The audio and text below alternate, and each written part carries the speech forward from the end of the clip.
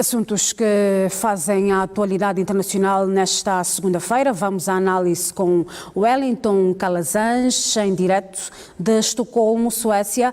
Wellington, muito boa noite. Comecemos primeiro, eventualmente, por aquele que é dos mais falados nesta segunda-feira. O caso que aconteceu no Brasil e que envolve um ex-deputado com ligações ao presidente Jair Bolsonaro. Entretanto, são ligações tornadas públicas ao longo destes últimos anos, mas o que é facto, Wellington, é que o presidente Jair, após este incidente, foi muito rápido ao reagir, demarcando-se de Jefferson. A pergunta é: que impacto é que este caso está a ter na campanha de Jair Bolsonaro?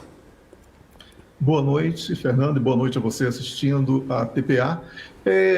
O impacto produzido também com o sensacionalismo da imprensa brasileira, que é muito habitual nesses casos, né? Obviamente é algo surreal um ex-deputado receber atirando a Polícia Federal, e ele que já estava, né, sob regime semiaberto e acabou perdendo essa condição e agora está preso.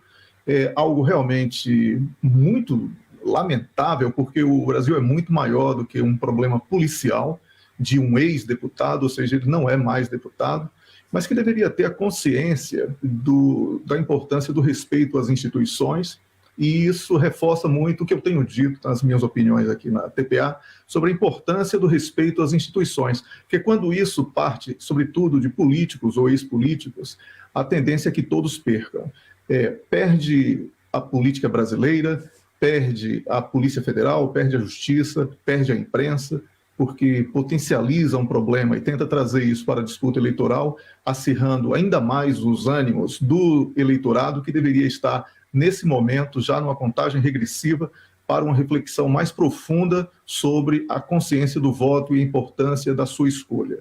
No entanto, é importante dizer que os momentos decisivos da campanha serão sentidos muito mais a partir de quinta-feira, quando a propaganda eleitoral na televisão, rádio e toda ela que pode ser feita do ponto de vista formal, ela será encerrada. Então, aí sim teremos a divulgação dos inquéritos de opinião pública e teremos um termômetro mais apurado, porque serão 8 pesquisas que serão divulgadas simultaneamente.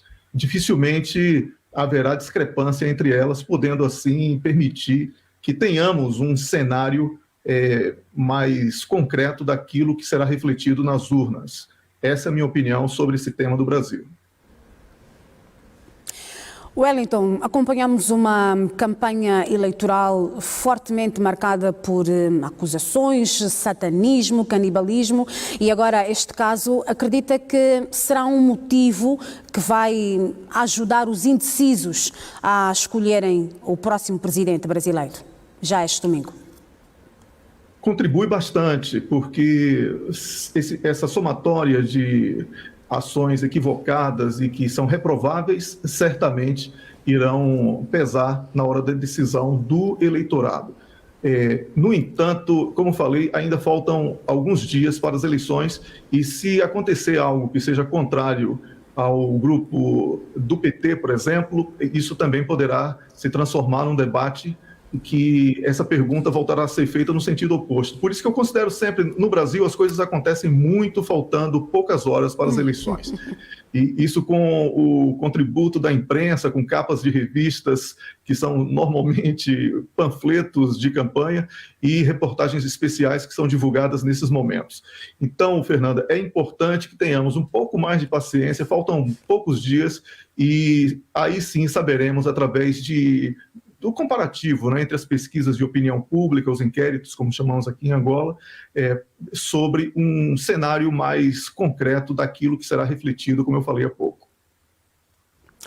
Wellington, olhemos agora para o outro assunto desta análise. Rishi Sunak é o novo líder do Partido Conservador no Reino Unido, sucede a Liz Truss e é, consequentemente, o novo primeiro-ministro. Olhando para o seu perfil, é o mais novo governante nos últimos 200 anos, olhando para o século XIX, tem 42 anos, é um parlamentar bilionário, tem uma trajetória meteórica a nível do Partido Conservador.